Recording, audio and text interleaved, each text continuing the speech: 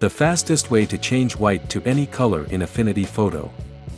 First, select your image. Take a selection brush tool and brush over the object like this. After that, click Refine. Clear up the image's harsh left edges. Keep output as selection.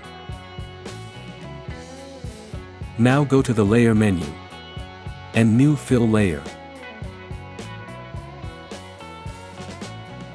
Pick any color you like.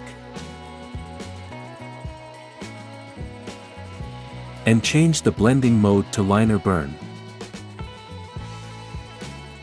And that's it. You've successfully changed the white color into any color in Affinity Photo.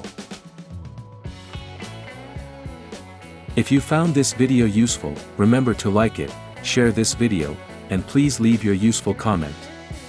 Also, subscribe to my channel and turn on the bell notification to receive updates on my brand new video. Thank you so much for your support. See you again.